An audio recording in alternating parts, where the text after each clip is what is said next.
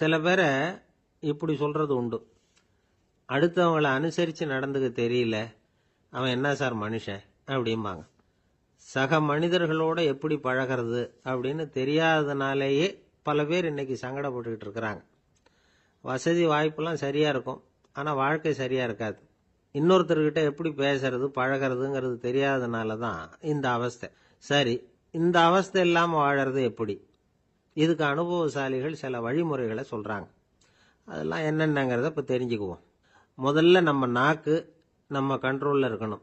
வார்த்தைகளை கொட்டிவிட்டு அதுக்கப்புறம் அள்ள முடியாமல் கடந்து கஷ்டப்படக்கூடாது. எப்படி பேசுகிறோங்கிறதும் முக்கியம், பேசுகிறப்ப எப்படி முகத்தை வச்சிருக்கிறோங்கிறதும் முக்கியம். அன்பாக பேசினாலும் நல்லா இருக்கும், அப்படி பேசுகிறப்ப ஆதரவாக அவர் தோள் மேலே ஒரு கையை போட்டுக்கிட்டு பேசினா இன்னமும் நல்லா இருக்கும். ரெண்டாவது விஷயம், இன்னொருத்தர்கிட்ட பேசுகிறப்ப வாக்குறுதிகளை அள்ளி வீசக்கூடாது. கொடுக்குற வாக்குறுதி குறைச்சலாக இருக்கணும். அப்படி கொடுத்த வாக்குறுதியை கண்டிப்பாக நிறைவேற்றணும். நாம் ஒருத்தரை பாராட்டுறோம் அல்லது அவரை பற்றி அபிப்பிராயம் சொல்கிறோம்னா அது ஆக்கப்பூர்வமாக இருக்கணும். நம்ம பாராட்டு அல்லது விமர்சனம் அடுத்தவருடைய முன்னேற்றத்துக்கு உதவுறது மாதிரி இருக்கணும். நாம் சொல்கிறத கேட்டுட்டு அவன் தலையில் கையை வச்சுட்டு உட்காந்துடக்கூடாது. எப்பவும் உற்சாகமாக இருக்கணும், முகம் மலர்ச்சியாக இருக்கணும். மனுஷன் இருந்தால் வருத்தம், கவலை, ஏமாற்றம் எல்லாம் இருக்க தான் செய்யும். அதெல்லாம் மனசில் இருக்கட்டும். அந்த வருத்தமும் கவலையும் ஏமாற்றமும் சேர்ந்துக்கிட்டு நம்ம முகத்தில் இருக்கிற மலர்ச்சியை மூடி மறைக்கிறதுக்கு நாம் இடம் கொடுத்துடக்கூடாது. எந்த விஷயத்தை பற்றி யாருக்கிட்ட பேசினாலும் வெளிப்படையாக பேசணும், திறந்த மனசோட பேசணும். மூடி மறைச்சி முன்னு மூங்கிக்கிட்டு இருக்கக்கூடாது. இன்னொருத்தர்கிட்ட பேசுகிறப்போ விவாதம் பண்ணுங்க, அது தப்பு இல்லை, ஆனால் வாதாடிக்கிட்டு இருக்கக்கூடாது. அதாவது என்ன சொல்கிறாங்கன்னா, டிஸ்கஸ் பண்ணலாம், ஆர்கியூ பண்ணக்கூடாது. நம்மக்கிட்ட இருக்கிற நல்ல குணங்களை நாம் எடுத்து சொல்லிகிட்டு இருக்கக்கூடாது. அந்த நல்ல குணங்களே நம்மளை பற்றி எடுத்து சொல்லணும், அது மாதிரி நடந்துக்கணும். அதே மாதிரி அடுத்தவங்க கிட்ட உள்ள கெட்ட குணங்களை பற்றி அவசியம் இல்லாமல் நாம் பேச வேண்டியதில்லை. உங்களை பற்றி யாராவது தப்பாக பேசுகிறாங்களா, அப்படி அவங்க பேசுகிறதுல உண்மை இல்லையா அப்படின்னா அதை நீங்கள் பொருட்படுத்த வேண்டியதில்லை, விட்டுடலாம், அது தானாக போயிடும். ஒரு 4-5 பேரோட பேசிக்கிட்டு இருந்தீங்கன்னா எல்லாருக்கும் முக்கியத்துவம் கொடுங்க, யாரையும் அலட்சியப்படுத்தாதீங்க. தமாஷா பேசலாம், ஆனால் அவங்க தமாஷ் அடுத்தவங்களை கேலி பண்ணுறதா இருக்கக்கூடாது. நமக்கு கிடைக்க வேண்டியது கிடைக்கலையே அப்படிங்கிற தவிப்பு நம்மகிட்ட இருக்கக்கூடாது, அது தேவையில்லை. உங்கள் செயல்பாடுகள் தெளிவாக இருக்கட்டும், பாராட்டு தானாக அவங்கள தேடிட்டு வரும். இன்னொரு மனுஷனுடைய மனசில் கௌரவமான ஒரு இடத்த பிடிக்கணும்னா நாம் இந்த குணத்தையெல்லாம் நம்மகிட்ட வளர்த்துக்கணும். இதெல்லாம் அனுபவசாலிகள் சொல்லியிருக்கிற குறிப்புகள். இந்த குறிப்புகளை சரியாக புரிஞ்சுக்கணும், அது முக்கியம். தப்பாக புரிஞ்சுக்கிட்டா என்ன ஆகும் தெரியுமா? இதை கேளுங்க. ஒருத்தர் வந்தார், சார் அடுத்தவங்க தோள் மேலே கையை போட்டுக்கிட்டு அன்பாக பேசணும்னு சொன்னீங்க, அப்படிதான் பேசினேன். அவர் முதுக கூட தட்டி கொடுத்தேன், என் வேலை போயிட்டுது சார், வீட்டுக்கு அனுப்பிச்சுட்டாங்க அப்படின்னார். யாருக்கிட்ட அப்படி பேசுனீங்கன்னு கேட்டோம். என் முதலாளிகிட்ட சார் அப்படிங்கிறார் ரொம்ப சோகமா. ஒருத்தர் இருக்கார், நல்ல உத்தியோகத்துல தான் இருக்கிறார், ஆனா எப்ப பார்த்தாலும் முகத்தை வெறுப்பா வச்சிருப்பார், அப்படியே வருவார் போவார். ஏன் சார் இப்படி இருக்கிறீங்க அப்படின்னு விசாரிச்சோம். ஏன்டா இந்த வேலைக்கு வந்தோம்னு இருக்கு சார் அப்படின்னார். உங்க வேலை உங்களுக்கு பிடிக்கலையா அப்படின்னு கேட்டோம். இல்லைன்னார். இப்படிப்பட்டவங்க வெற்றிகரமான வாழ்க்கை வாழ முடியாது. இது நிபுணர்கள் கருத்து. வேலையை நேசிக்க தெரிந்தவர்கள் வெற்றி பெறுவார்கள் அப்படிங்கிறாங்க அவங்க. எந்த துறையா இருந்தாலும் சரி, அந்த துறையில வெற்றிகரமா இருக்கிறவங்கள விசாரிச்சு பாருங்க. எனக்கு என்னுடைய வேலை ரொம்ப பிடிக்கும் அப்படின்னு சொல்றவங்களா தான் இருப்பாங்க. அப்படி இருந்தாதான் அது வெற்றிகரமா இருக்க முடியுது அவங்களால. ஒருத்தனுக்கு பிடித்தமான பொழுதுபோக்கே அவனுடைய தொழிலா இருந்துட்டுதுன்னா அவனை மாதிரி கொடுத்து வச்சவன் வேற யாரும் இல்லை அப்படிங்கிறார் பெர்னாட் ஷா. ஒரு தடவை மன்னர் ஹுமாயூன் உயிரை தண்ணீர் முண்டு ஊற்றுகிற தொழிலாளி ஒருத்தர் காப்பாத்தினாராம் அந்த ஹுமாயூன் உயிரை. உடனே மன்னர் கேட்டிருக்கார், உனக்கு என்ன வேணும்னாலும் கேளு தரேன், உயர் பதவி வேணுமா அப்படின்னு கேட்டாராம். மன்னா, மக்களின் தாகம் தீர்க்கக்கூடிய இந்த பணியை விட உயர்ந்தது உண்டா அப்படின்னாராம் அந்த தொழிலாளி. அவரால் அவருடைய வேலையை நேசிக்க முடிஞ்சது, அதனால மகிழ்ச்சியா இருக்க முடிஞ்சது. நாமெல்லாம் அப்படி இல்லை, வேலை கிடைக்கிற வரைக்கும் கிடைச்சா போதும் அப்படின்னு இருக்கோம். கிடைச்சதுக்கு அப்புறம் ஏன்டா அந்த வேலைக்கு வந்தோம்னு ரொம்பவும் அழுத்துக்குவோம். சரி, நாம இருக்கிற இடத்துல நாம வெற்றிகரமா இருக்க வழி உண்டா அப்படின்னா உண்டுன்னு சொல்றாங்க. அதாவது மன இயல் நிபுணர்கள் இருக்கிறாங்க இல்லையா, அவங்க அதுக்கு முக்கியமா 6 வழிகள் சொல்றாங்க. நீங்க ஒரு அலுவலகத்துல வேலை பார்க்கிறவரா அப்படின்னா இதை கேளுங்க. அதாவது உங்க மேல் அதிகாரி எதிர்பார்ப்புக்கு தகுந்த மாதிரி உங்க வேலை இருக்குதா அப்படி இல்லைன்னா முதல்ல உங்க வேலையின் தரம் உயரணும். உங்களுக்கு மேல கீழே வேலை பார்க்குற பணியாளர்கள் கிட்ட நல்ல விதமா பழகுறீங்களா? அந்த உறவு முறையில ஏதாவது குறை இருந்தா அதை கண்டுபிடிச்சு சரி பண்ணுங்க. நம்பிக்கைக்கு உரியவர் அப்படின்னு நீங்க பேர் எடுக்கணும். நீங்க எடுக்கிற முடிவு நல்ல முடிவா தான் இருக்கும் அப்படின்னு அடுத்தவங்க சொல்லணும். உங்க தோற்றத்துக்கு முக்கியத்துவம் கொடுங்க. இது மனம் உடல் ரெண்டும் சம்பந்தப்பட்டது. அதனால மனசையும் ஆரோக்கியமா வச்சிருக்கணும், உடம்பையும் ஆரோக்கியமா வச்சிருக்கணும். உங்களுடைய நிர்வாகம் செயல்படுற விதத்தை நல்லா புரிஞ்சு வச்சுக்கணும். உங்களுடைய நிர்வாகம் இப்போ ஒரு காரியம் செய்யுதுன்னு வச்சுங்க, ஏன் அப்படி செய்யுது, எதுக்காக அப்படி செய்யுது, அதனுடைய குறிக்கோள் என்ன, அது நீடிக்கிறதுக்கு காரணம் என்ன, இதையெல்லாம் தெரிஞ்சுக்கணும். சிரிப்புக்கு வஞ்சகம் பண்ணக்கூடாது. நல்லா சிரிக்கணும், அப்பதான் அது திரும்ப கிடைக்கும். கடந்த கால தோல்வியை பத்தி கவலைப்படக்கூடாது. முதலாளி விருப்பம் தெரிஞ்சு நடந்துக்கிறது நல்லதுதான். அதுக்காக காக்கா பிடிக்கணுங்கிற அவசியம் இல்லை. உங்களுக்கு ஒரு பொறுப்பான வேலை கிடைக்குது, உடனே சத்தம் குழப்பம் அப்படின்னு சூழ்நிலையை இறுக்கமா ஆக்கிடக்கூடாது. எந்த சூழலையும் இயல்பா கையாளக்கூடியவர் அப்படிங்கறத காட்டணும். இதெல்லாம் உங்கள் துறையில நீங்கள் வெற்றி பெற நிபுணர்கள் சொல்ற யோசனைகள்.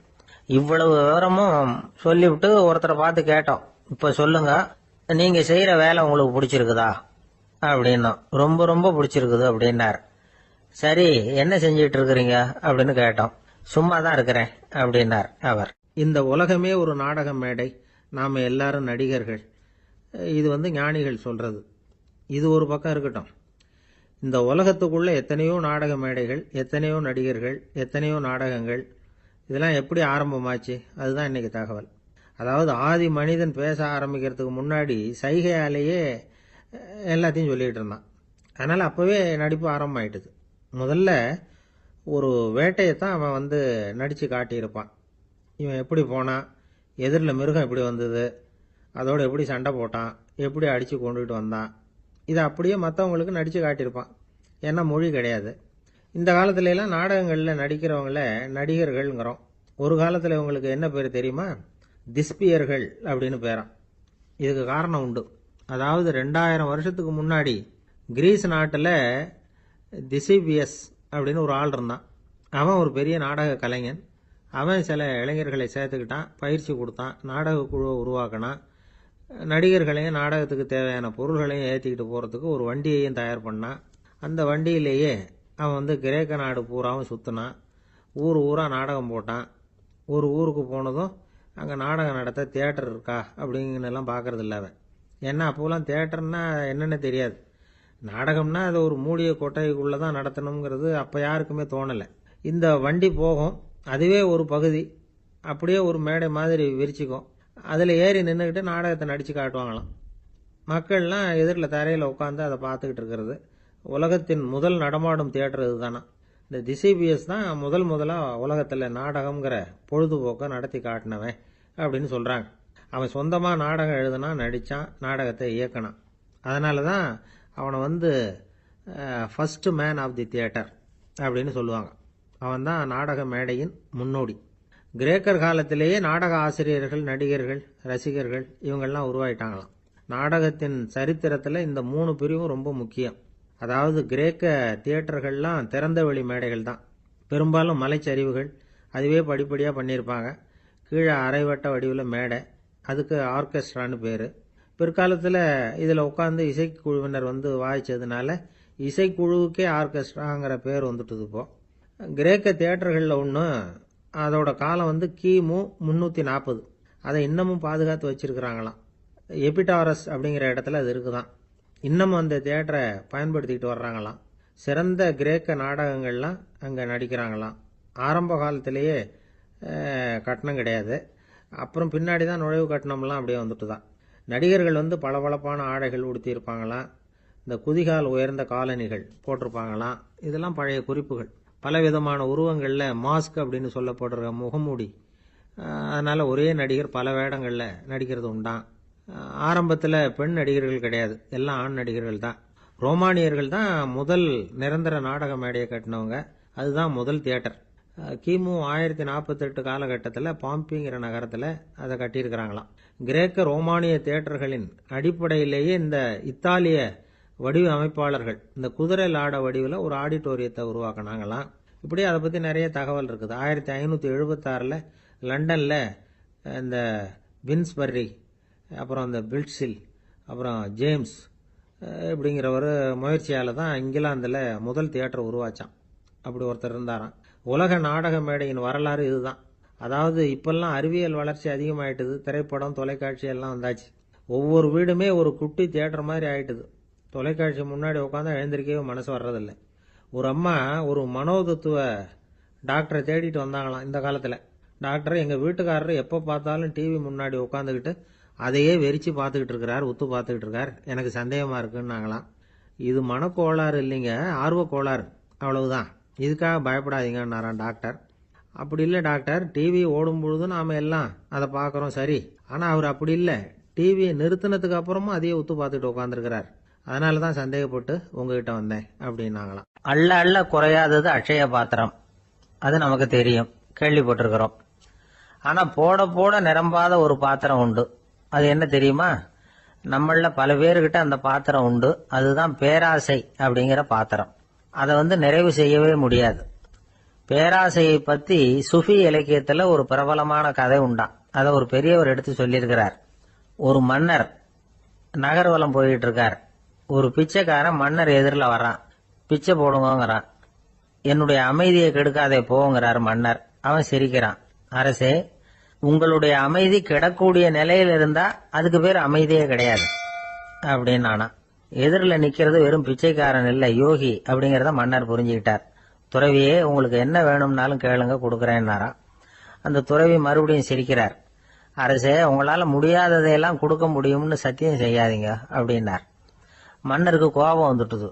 என்ன இவர் இப்படி சொல்றாரு அப்படின்னு நினைச்சார். நகர்வலத்தை பாதியிலேயே நிறுத்தினார். வாங்க அரண்மனைக்குன்னார். துறவியை அழைச்சிக்கிட்டு அரண்மனைக்கு வந்துட்டார். துறவி தன்கிட்ட இருந்த பிச்சை பாத்திரத்தை நீட்டினார். இது நிறைய எனக்கு பொற்காசுகள் வேணும் அப்படின்னாராம். அவ்வளவுதானா, இது ஒரு பெரிய காரியமா அப்படின்னு கையை தட்டினாராம் மன்னர். ஒரு பெரிய தாம்பாளம் நிறைய பொற்காசுகள் சேர்ந்தது. அதை அள்ளி போட்டார். போட போட அந்த பிச்சை பாத்திரம் நிரம்பவே இல்லை. பொற்காசுகள் போட போட அவ்வளவையும் உள்ள வாங்கிக்கிட்டே இருக்குது. அரசாங்க கஜானாவே காலி ஆயிட்டுது. மூட்டை மூட்டையா பொற்காசுகளை கொட்டி பார்த்துட்டாங்க. அது முழுங்கிக்கிட்டே இருக்குது.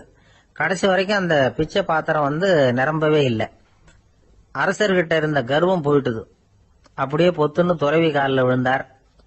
அப்போ அந்த துறவி சொன்னாராம், மன்னா, இந்த பிச்சை பாத்திரத்தை உங்களால மட்டும் இல்ல, வேற யாராலையும் நிரப்ப முடியாது. அதுக்கு என்ன காரணம்னா, இது சாதாரண பிச்சை பாத்திரம் இல்லை, பேராசைகளோட வாழ்ந்து செத்து போன ஒரு மனிதனின் மண்டை ஓடுது அப்படின்னாராம். பாருங்க, இதுதான் அந்த சுஃபி இலக்கிய கதை. செத்த பிறகும் நிறைவு இல்லைன்னா அது எப்பேற்பட்ட பேராசையா இருக்கும்னு யோசிச்சு பார்த்துங்க.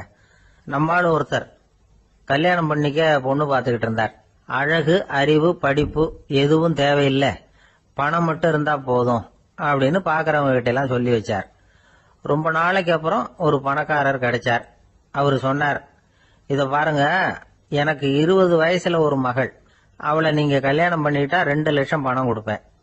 25 வயசுல ஒரு பொண்ணு, அவளை கல்யாணம் பண்ணிட்டா 2.5 லட்சம் தருவேன். 30 வயசுல ஒரு பொண்ணு இருக்கா, அவளை கல்யாணம் பண்ணிட்டா 3 லட்சம் தருவேன். என்ன சொல்ற அப்படின்னாராம்.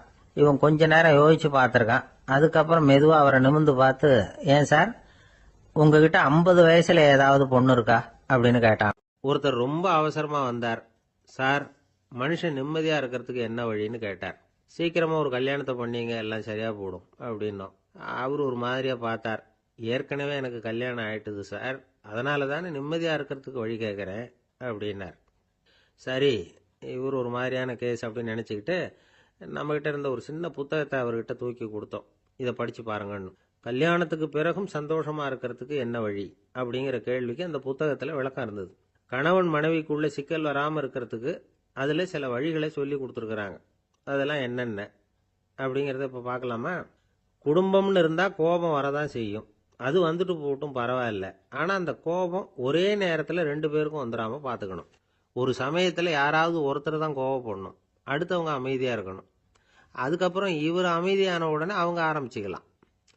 கோபமா ஏதாவது சொன்னா உடனே கோபமா பதில் சொல்லக்கூடாது. கொஞ்சம் பொறுத்து கோபம் தீர்ந்த உடனே அந்த பதிலை சொல்லலாம். அப்போ பதில் கோபமா இருந்தா கூட அது அவ்வளவு பெருசா தெரியாது.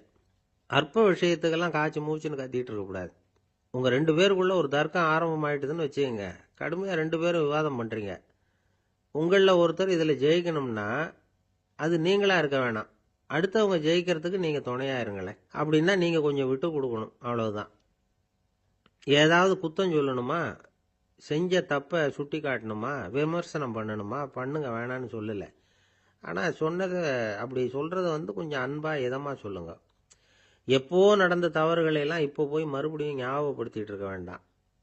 நான் அப்பவே சொன்னேன் இந்த புடவை வேணாம்னு, நீங்க தான் கேட்கல, இப்போ பாருங்க கிழிஞ்சு போச்சு இப்படின்னு கத்துனாங்க ஒரு அம்மா. எப்போ சொன்னீங்கன்னு கேட்டால் ஒரு 10 வருஷத்துக்கு முன்னாடி தீபாவளி சமயத்தில் அப்படிங்கிறாங்க. அது என்ன இன்னும் அப்படியே புதுசாகவே இருக்கும்? உங்களுக்கு அவர் தான் பெருசு, அவருக்கு நீங்கள் தான் பெருசு. அதை விட இந்த உலகத்தில் வேற எதுவும் முக்கியம் இல்லைன்னு நினைக்கணும். நீ தான் என்னுடைய உலகம்னு எத்தனை தடவை சொல்லியிருப்பீங்க? அதெல்லாம் வெறும் வசனமாக போயிடக்கூடாது. ஏதாவது ஒரு பிரச்சனையை பற்றி கடுமையாக விவாதம் பண்ணிக்கிட்டு இருக்கீங்க, அதை அப்படியே பாதியில் விட்டுட்டு படுக்கைக்கு போயிடக்கூடாது. சொச்சத்தை நாளைக்கு பேசிக்கலாம்னு. அப்படி போனால் தூக்கம் வராது. பிரச்சனையை ஒரு முடிவு பண்ணிக்கிட்டு அதுக்கப்புறமா தூங்க போகணும். ஒரு நாளில் ஒரு தடவையாவது உங்கள் ஜோடியை பாராட்டி நல்ல விதமாக கனிவாக ஒரு வார்த்தை சொல்லணும் அப்படின்னு தீர்மானம் பண்ணீங்க. ஏதாவது தப்பு பண்ணிவிட்டீங்கன்னா பரவாயில்ல, அதை ஒத்துக்கிறதுக்கும் மன்னிப்பு கேட்கறதுக்கும் தயாராக இருக்கணும். அது ஒன்றும் கேவலம் கிடையாது. வீட்டுக்குள்ளே தானே கேட்க போகிறீங்க, வெளியில் யாருக்கு தெரிய போகுதோ? எப்படியோ உங்களுக்குள்ள ஒரு சமரசம் ஆனால் சரிதான். ஒரு தகராறுன்னு எடுத்துக்கிட்டா குறைஞ்சபட்சம் அதுக்கு 2 பேர் தேவை. தனியாகவே உட்காந்துக்கிட்டு நான் இப்போ தகராறு பண்ணிகிட்டு இருக்கிறேன் அப்படின்னு யாரும் சொல்ல முடியாது. 2 பேர் தகராறு பண்ணுறாங்கன்னா பொதுவாக அந்த 2 பேரில் யார் அதிகமாக பேசுகிறாங்களோ அவங்க பேரில் தான் தப்பு இருக்கும். அதை மனசில் வச்சுக்கணும். இதெல்லாம் தான் அந்த புத்தகத்தில் போட்டிருக்கிற வழிமுறைகள். இவ்வளவும் சரியாக வரலைன்னா அப்புறமா சொல்லுங்கள், வேற புத்தகம் ஏதாவது இருக்கான்னு தேடுவோம். ஒரு கணவன் தன்னுடைய மனைவியை அழைச்சிட்டு ஒரு மனோதத்துவ டாக்டர்கிட்ட வந்தாராம். டாக்டர், எங்களுக்கு கல்யாணம் ஆகி 30 வருஷ காலமாக நாங்கள் ஒரு விஷயத்தில் கூட ஒத்து போனதில்லை அப்படின்னு ஆரம்பித்தார். உடனே அந்த அம்மா குறுக்கிட்டு, அது 30 வருஷம் இல்லை 32 வருஷம் அப்படின்னாங்களாம். ஒருத்தர் ரொம்ப அவசரமாக போயிட்டு இருந்தார். எங்கே சார் போகிறீங்கன்னு கேட்டோம். எனக்கு வேண்டியப்பட்ட ஒருத்தருக்கு குழந்தை பிறந்திருக்கிறதாக செய்தி வந்திருக்கு, அதுதான் ஆஸ்பத்திரிக்கு போயிட்டு இருக்கேன், பார்த்துட்டு வரலாம்னு அப்படின்னார். அப்படின்னா கொஞ்சம் இப்படி உட்காருங்க அப்படின்னோம். சில விவரம்லாம் சொல்கிறேன் கேட்டுட்டு போங்க அப்படின்னோம். உட்காந்தார். அப்புறம் சொல்ல ஆரம்பித்தோம். புதுசாக பிறந்திருக்கிற ஒரு குழந்தைய பார்க்க போகிறதுன்னா அது சாதாரண விஷயம் இல்லை. அதில் ரொம்பவும் கவனமாக நடந்துக்கணும். புது குழந்தைக்கு நோய் சுலபமாக தொற்றும். முக்கியமாக காற்று மூலமாக பரவுற நோய்கள் சுலபமாக வந்துடும். அதனால் நமக்கு உடம்பு சரியில்லைன்னா குழந்தைய விட்டு கொஞ்சம் தள்ளியே இருக்கிறது தான் நல்லது. பெரியவங்களை பொறுத்த வரைக்கும் சாதாரணமாக உள்ள ஒரு கிருமி கூட குழந்தைய பொறுத்த வரைக்கும் ரொம்ப மோசமான ஒரு கிருமியாக இருக்கும். சில வெளிநாடுகளில் எப்படி தெரியுமா, பிறந்த குழந்தை தூங்கிட்டு இருக்கிற ஒரு ரூமுக்கு போகணும்னா போகிறவங்க முகமூடி போட்டுக்கணும், காலணிகளை மாற்றிக்கணும், அவ்வளவு சுத்தமாக உள்ளே போய் பார்த்துட்டு வரணும். பொதுவாக சில ஆஸ்பத்திரிகளில் பார்த்தீங்கன்னா பார்வையாளர்கள் நேரத்தில் விசிட்டிங் ஹவர்ஸ் தாயை விட்டு குழந்தைய தனியாக பிரித்து வச்சுருவாங்க. எதுக்குன்னு நினைக்கிறீங்க? அந்த நேரம் பல பேர் வருவாங்க போவாங்க, அவங்க கை கால் சுத்தமாக இருக்காது. சுத்தம் இல்லாத கைகள் மூலமாக கிருமிகள் பரவும். சுத்தம் இல்லாத கைன்னா மண்ணு தூசி படிஞ்சிருக்கிற கை மட்டும் தான் அர்த்தம் இல்லை. சாலையில் கையை வீசிக்கிட்டு நடந்து வர்றீங்க, குழந்தைய பொறுத்த வரைக்கும் அது கூட சுத்தம் இல்லாத கை தான். தாயை தவிர மற்றவங்க குழந்தைய தூக்காமல் பார்த்துக்கிறது நல்லது. தாய் கூட அளவோட கொஞ்சிறதோட நிறுத்திக்கணும். புதுசாக ஒரு குழந்தைய பெற்றிருக்கிற பொண்ணுகிட்ட மற்ற தாய்மார்கள் ஏதாவது சொல்லிக்கிட்டே இருப்பாங்க. குழந்தைய அப்படி வளர்க்கணும் இப்படி வளர்க்கணும் அப்படின்னு ஏதாவது அட்வைஸ் பண்ணிக்கிட்டே இருப்பாங்க. இப்படி ஓவராக அறிவுரை பண்ணுறது அந்த பொண்ணை குழப்பி விட்டுரும். அதனால் அப்படிலாம் பண்ணக்கூடாது. அந்த பெண்ணே ஏதாவது கேட்டால் கூட டாக்டர் சொல்ல வேண்டிய விவரங்களை எல்லாம் நாமே சொல்லிக்கிட்டு இருக்கக்கூடாது. புதுசாக பிறந்திருக்கிற குழந்தைய மட்டும்தான் இப்படி பார்க்கணும்னு இல்லை. ஒரு நோயாளி குழந்தைய பார்க்க போகிறதுனா கூட ரொம்ப எச்சரிக்கையாக தான் நடந்துக்கணும். ஒரு தின்பண்டமோ விளையாட்டு சாமானோ அந்த குழந்தைக்கு நாம் வாங்கிட்டு போகிறதா வச்சுக்குவோம். அதை நேராக கொண்டுகிட்டு போய் அந்த குழந்தைகிட்டே கொடுக்கக்கூடாது. அதோட அப்பா அம்மா கிட்ட ரகசியமாக கொடுக்கலாம். அவங்க முடிவு பண்ணட்டும் குழந்தைகிட்ட அதை கொடுக்கலாமா வேண்டாமாங்கிறத. அவங்களுக்கு தான் தெரியும் அதோட மனசும் உடம்பும். உங்கள் அக்கறையை காட்டுறதா நினச்சிக்கிட்டு குழந்தை வாயில் எதையும் கொண்டுட்டு போய் போடாதீங்க. போகிறப்போ உங்கள் வீட்டு குழந்தையும் அழைச்சிட்டு போகாதீங்க. இது நோயை வாங்கிட்டு வந்துடும், அல்லது புதுசாக ஒரு நோயை அதுகிட்ட கொடுத்துட்டு வந்துடும். என்னதான் உங்களுக்கு பழக்கமான குழந்தையா இருந்தால் கூட அதுக்கு விருப்பம் இல்லைன்னா பேசக்கூடாது. அங்கே போய் அவங்க பள்ளிக்கூடத்தை ஞாபகப்படுத்திட்டு இருக்கக்கூடாது. நோயில இருக்கிறப்ப ஸ்கூலை பத்தி பேச அது விரும்பாது. ஆஸ்பத்திரியை விட்டு வெளியில புறப்படுறப்போ குழந்தைகிட்ட சொல்லணும்னு அவசியம் இல்லை. அதோட அப்பா அம்மா கிட்ட சொல்லிவிட்டு புறப்பட்டா போதும், குழந்தை கோபிச்சுக்காது. சமூக சம்பிரதாயத்தை பத்தி அது கவலைப்படுறதில்ல. இப்படி எல்லா விவரமும் நம்ம எதிரில் உட்காந்துருந்தவங்க கிட்ட சொல்லி முடிச்சோம். ரொம்ப நன்றி சார் அப்படின்னு சொல்லிவிட்டு அவர் புறப்பட்டார். குழந்தைங்க கொஞ்சம் வளர்ற வரைக்கும் தான் நாம எச்சரிக்கையா இருக்கணும்னு இல்லை, வளர்ந்த பிறகு இன்னும் எச்சரிக்கையா இருக்கணும். ஒரு பையன் பள்ளிக்கூடத்திலேருந்து திரும்பி வீட்டுக்கு வந்தான். முகம் பூரா நகத்தால கீறி இருந்தது. அப்பா பார்த்து பயந்துட்டார். யாருடா உன்னை இப்படி பண்ணது அப்படின்னாரு. என் கூட படிக்கிற இன்னொரு பையன். நாளைக்கு உன் கூட பள்ளிக்கூடத்துக்கு வர்றேன், நீ எனக்கு அவனை அடையாளம் காட்ட முடியுமான்னார்.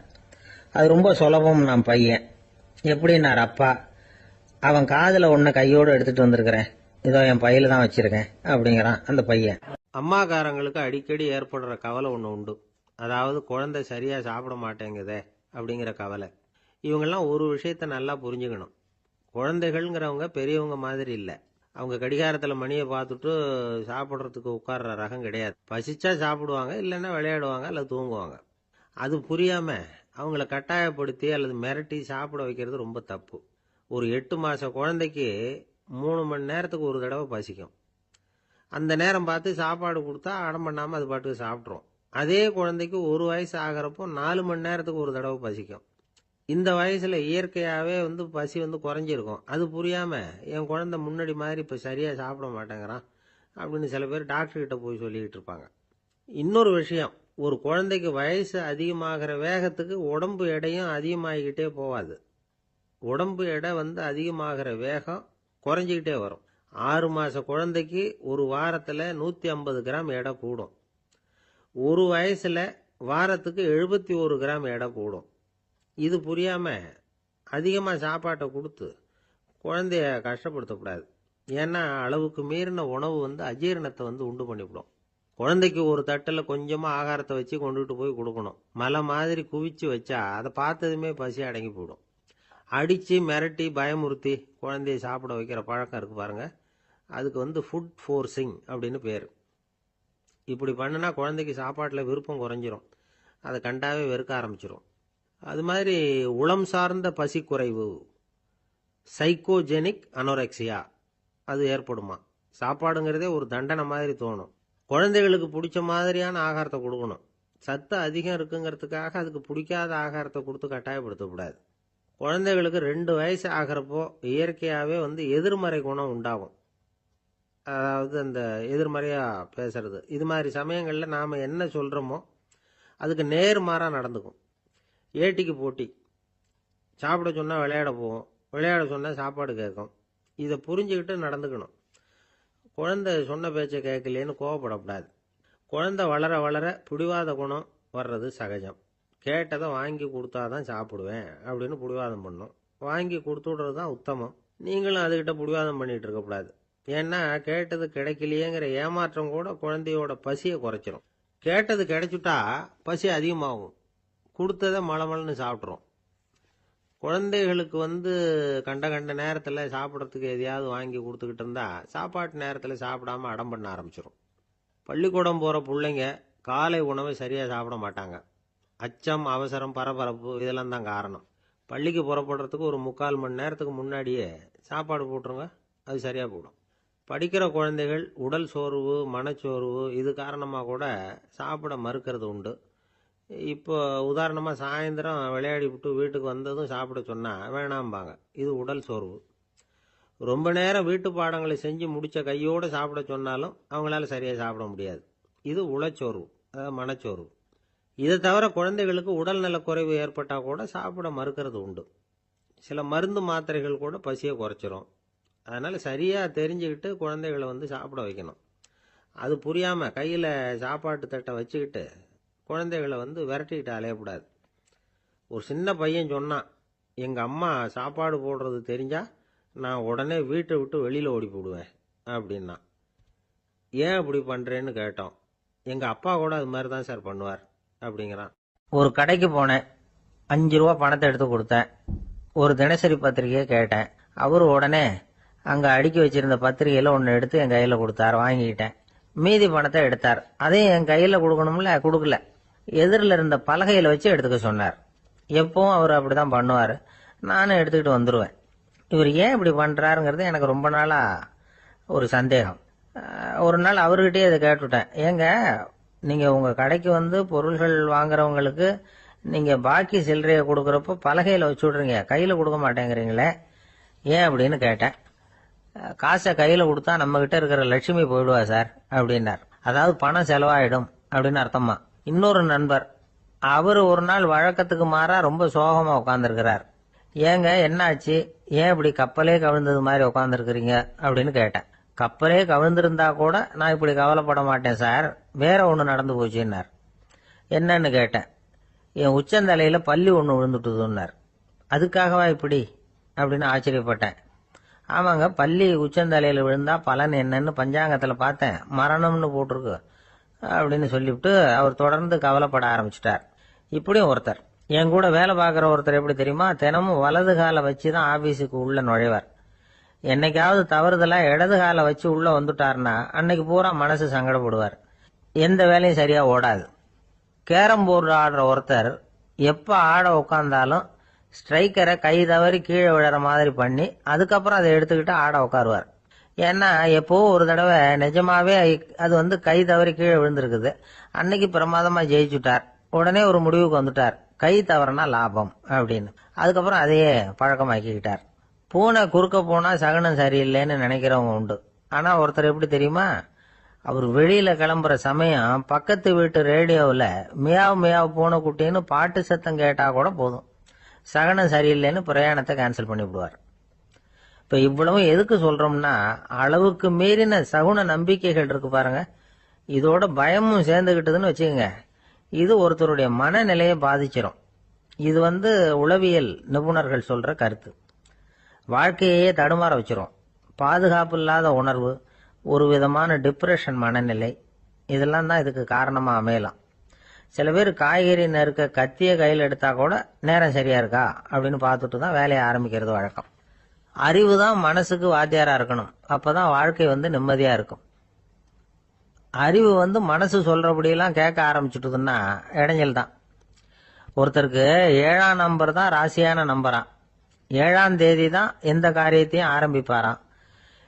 7 எழுத்து வர்றது மாதிரி பேரை மாத்தி வச்சுக்கிட்டார். 7 மணிக்கு தான் தினமும் எழுந்திருப்பார். 7ஆம் நம்பர் வீட்டில் தான் குடியிருக்கார். கல்யாணம் கூட 7ஆம் தேதி தான் பண்ணிக்கிட்டார். அவர் ஒரு நாள் குதிரை பந்தயத்துக்கு போனாராம். குதிரையோட பேரையெல்லாம் பார்த்தார். ஒரு குதிரையோட பேர் 7 எழுத்துல அமைஞ்சிருந்தது. 7 தானே இவருக்கு அதிர்ஷ்ட நம்பர். அதனால உடனே அது பேர்ல பணத்தை கட்டினார். பந்தயம் நடந்தது. என்ன சார் ஆச்சுன்னு கேட்டாங்க. நான் பணம் கட்டின அந்த என்னோட குதிரை 7ஆவதா வந்து சேர்ந்தது சார் அப்படின்னாராம். ஒரு அரசனும் அமைச்சரும் ஒரு நாள் ரொம்ப சாவகாசமா பேசிட்டு இருந்தாங்களாம். அரசன் அமைச்சரை பார்த்து ஒரு கேள்வி கேட்டிருக்கார்.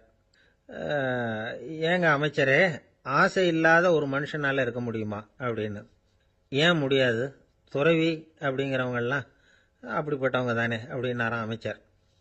அவங்கெல்லாம் உண்மையிலேயே ஆசையை விட்டவங்க தானா அப்படின்னு கேட்டாராம் ராஜா.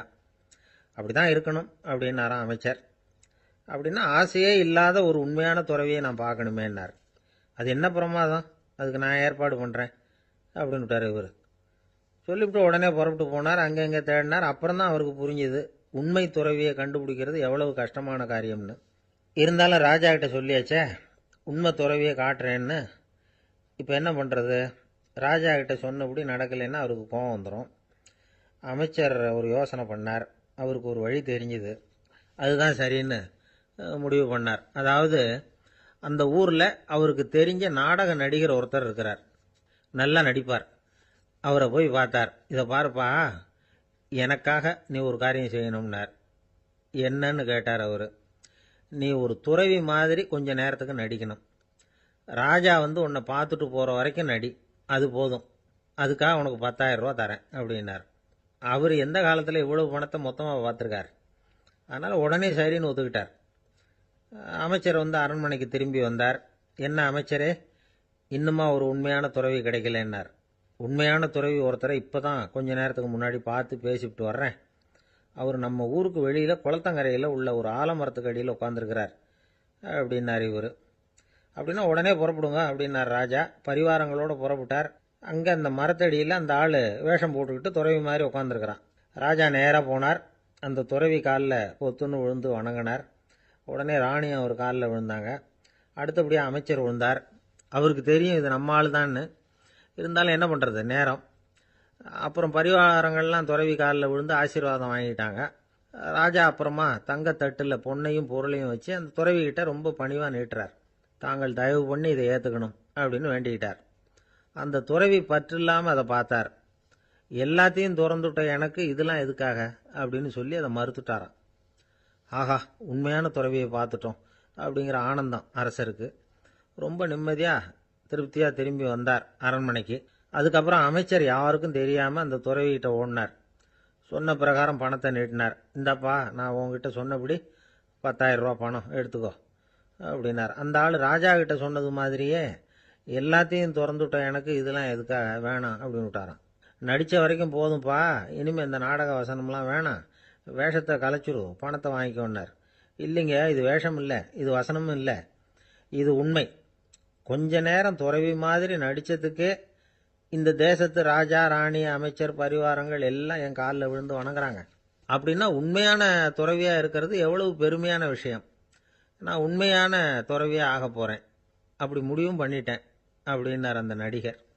வேஷம் கூட எப்படிப்பட்ட விளைவுகளை உண்டு பண்ணுது பார்த்தீங்களா. நம்மால் ஒருத்தன் ரொம்ப வசதியாக தான் இருந்தான். ஒரு நாள் அவன் சொத்து பூரா திருட்டு போட்டுது. அதுக்கப்புறம் இவன் துறவி மாதிரி ஆயிட்டான். ஊர் ஊராக சுற்றினான். ஒரு குருநாதரை தேடி கண்டுபிடிச்சான். அவர்கிட்ட சீடனாக சேர்ந்துக்கிட்டான். அவனை பார்த்து ஒருத்தர் கேட்டார், நீ உண்மையான சீடன் தானான்னு. இல்லைங்க, சீடன் மாதிரி நடிச்சுக்கிட்டு இருக்கிறேன் அப்படின்னா. அது குரு துரோகம் இல்லையா அப்படின்னு கேட்டார் அவர். இல்லைங்க, நான் பண்ணது குரு துரோகம் இல்லை, என் குரு பண்ணது தான் துரோகம். என்னுடைய பணத்தை கொள்ளையடிச்சது இவர் தான். அதை எங்கே வச்சிருக்காருன்னு கண்டுபிடிக்கிறதுக்காக தான் இவர்கிட்ட வந்து சீடனாக சேர்ந்துருக்கிறேன் அப்படின்னா. ஜவஹர்லால் நேரு பிரதமராக இருந்த சமயம் அவர் ஒரு தடவை சென்னைக்கு வந்திருக்கிறார். இங்கே சில முக்கிய நிகழ்ச்சிகளில் கலந்துக்கிறதுக்காக வந்திருந்தார். ஆளுநர் மாளிகையில் ஒரு நாள் ராத்திரி தங்கி மறுநாள் புதுடெல்லி புறப்படுறதாக ஏற்பாடு. நிகழ்ச்சியிலெல்லாம் முடிச்சுக்கிட்டு ஆளுநர் மாளிகையில் தங்கி இருக்கிறார். அன்றைக்கு இரவு படிக்கிறதுக்கு ஒரு முக்கியமான புத்தகம் அவருக்கு தேவைப்பட்டது. அந்த சமயத்தில் உலக அளவில் ஒரு முக்கியமான பொருளாதாரம் சம்பந்தமான ஒரு புத்தகம் வெளியாகி இருக்கிற விஷயம் அவருக்கு தெரியும். அந்த புத்தகம் மெட்ராஸுக்கு வந்திருக்குமா, அது இங்கே கிடைக்குமா அப்படின்னு விசாரிச்சிருக்கிறார் நேருஜி. அவர் இப்படி கேட்ட உடனே அங்கே இருந்தவங்கெல்லாம் ரொம்ப பரபரப்பாக செயல்பட ஆரம்பிச்சுட்டாங்க. முக்கியமான இடங்கள்ல எல்லாம் விசாரிச்சிருக்கிறாங்க, அந்த புத்தகம் உங்ககிட்ட இருக்கான்னு. சென்னையில் உள்ள கன்னிமாரா நூல் நிலையத்துக்கு எப்படியும் அந்த புத்தகம் வந்திருக்கணும் அப்படின்னு ஒரு நம்பிக்கை. அங்கே விசாரிச்சாங்க. அந்த புத்தகம் 2 நாளைக்கு முன்னாடி தான் அங்கே வந்திருக்குது அப்படிங்கிற விஷயம் தெரிஞ்சுது.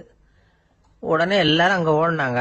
அவங்களுக்கு இன்னொரு சந்தேகம், புத்தகம் வந்திருக்கு சரி, அது இந்த சமயத்தில் வேற யாரும் படிக்கிறதுக்கு எடுத்துட்டு போயிருக்கப்படாதே அப்படிங்கிற சந்தேகம். இருந்தாலும் மனசுக்குள்ள ஒரு தைரியம், இப்படி ஒரு புத்தகம் வெளிவந்திருக்கிற விஷயமே நேருஜி சொல்லி தான் நமக்கே தெரியும். அதுவும் இல்லாமல் உலக பொருளாதாரம் சம்பந்தமான ஏதோ ஒரு புத்தகம் அது. அதை போய் இந்த நேரத்தில் அவ்வளவு ஆர்வமாக யார் எடுத்துகிட்டு போயிட போகிறாங்க அப்படிங்கிற தைரியம். இந்த தைரியத்தோடு அந்த நூல் நிலையத்துக்கு ஓடினாங்க. புத்தகத்தை தேடுனா அது கிடைக்கல, யாரோ எடுத்துகிட்டு போயிருக்கிறாங்க. நேருவுக்கு மட்டுமே தெரிஞ்சிருந்த அந்த புத்தகம் பற்றின விஷயம் சென்னையில் வேற ஒருத்தருக்கும் தெரிஞ்சிருக்குது. உடனே எல்லாரும் பரபரப்பாக அந்த அதுக்குன்னு இருக்கிற ரிஜிஸ்டர் இருக்குல்ல, பதிவேடு, அதை புரட்டி பார்க்குறாங்க யார் எடுத்துகிட்டு போகிறாங்கன்னு தெரிஞ்சுக்கிறதுக்காக. எடுத்துகிட்டு போனவங்க அதில் கையெழுத்து போட்டிருப்பாங்கல்ல, அதை பார்த்து யாருன்னு தெரிஞ்சுக்கலாம் அப்படிங்கிறதுக்காக தான் அதை புரட்டுறாங்க. அதோ அந்த புத்தகத்தோட பேர் பக்கத்தில் அதை எடுத்துக்கிட்டு போனவங்க கையெழுத்து உத்து பார்க்குறாங்க எல்லாரும். அதில் போட்டிருக்குது பேர் CN அண்ணாதுரை அப்படின்னு எழுதியிருந்தது. அவர் தான் பேரறிஞர் அண்ணா. நேரு படிக்க விரும்பின ஒரு புத்தகத்தை அதே நேரம் படிக்க விரும்பின இன்னொரு தலைவர் இவர். படிக்கிறதுல அவருக்கு இருந்த ஆர்வத்தை நாம் தெரிஞ்சுக்கணும்னா அதுக்கு எவ்வளவோ சம்பவங்கள் இருக்கு. கடைசி காலத்தில் அவர் அடையாறு மருத்துவமனையில் படுத்திருக்கிறார். அவருக்கு ஒரு முக்கியமான அறுவை சிகிச்சை செய்ய வேண்டியிருக்குது அவசரமாக. அமெரிக்காவிலேருந்து டாக்டர் மில்லர் வந்திருக்கிறார். அவர்கிட்ட கேட்குறார், டாக்டர் நாளைக்கே அறுவை சிகிச்சை செய்ய போறீங்களா அப்படின்னு. ஆமாங்கிறார் டாக்டர் மில்லர். நாளைக்கு மறுநாள் செஞ்சுக்கிறேனே அப்படின்னாரான் அண்ணா. ஏன் ஏதாவது நாள் பார்க்குறீங்களான்னு கேட்டிருக்கார். இல்லை, ஒரு புத்தகத்தை படிச்சுக்கிட்டு இருக்கிறேன், அதை நாளைக்குள்ளே முடிச்சிருவேன், அதுக்கப்புறம் நான் இறந்தாலும் கவலை இல்லை அப்படின்னாரான் இவர். அவர் தான் அறிஞர் அண்ணா. சங்ககால நூல்கள்லேருந்து சமீபத்தில் வந்த நூல்கள் வரைக்கும் எல்லாம் அவர் படிச்சிருக்கிறார். ஒரு திருமண விழாவில் அவர் பேசும்பொழுது சொன்ன விஷயம் இது. சங்க காலத்தில் காதலியை மணக்க விரும்புகிறவனுக்கு அவனுடைய தந்தை வீர சோதனைகள்லாம் வைப்பாரு. போய் புலிப்பல்லு கொண்டுகிட்டு வா, அப்போதான் என் பொண்ணை கொடுப்பேன் அப்படின்னு சொல்லுவார். காதலன் உடனே காட்டுக்கு போவான், ஒரு புலியை கொன்று அதனுடைய பல்லை கொண்டுகிட்டு வருவான். அதை வீர பதக்கத்தில் பதிச்சு அவனுக்கு மாமனார் சூட்டுவார் கல்யாண சமயத்தில். இப்போலாம் காதலன் கிட்ட அப்படி சொல்ல முடியாது. இப்போலாம் காதலன் கிட்ட காட்டுக்கு போய் புலிப்பல் கொண்டுகிட்டு வான்னு யாராவது சொன்னா புலி தான் மாப்பிள்ளையா வந்து சேரும் அப்படின்னார். அந்த ஆள் என்ன கண்ணா புண்ணான்னு திட்டிவிட்டான் சார், அதை நினைச்சா எனக்கு ரொம்ப வருத்தமா இருக்கு அப்படின்னு சொல்லி கவலைப்பட்டார் ஒருத்தர். இதுல கவலைப்படுறதுக்கு என்ன இருக்குது அப்படின்னார் ஒரு பெரியவர். அவர் ஒரு மகான். என்ன சார் இப்படி சொல்றீங்க, ஒருத்தர் நம்ம பார்த்து திட்டுனா வருத்தமா இருக்காதா அப்படின்னார். அது எப்படி வருத்தமா இருக்கும், திட்டுறதுங்கிறது என்ன, அது வெறும் சத்தம் தானே அப்படின்னார் அந்த பெரியவர்.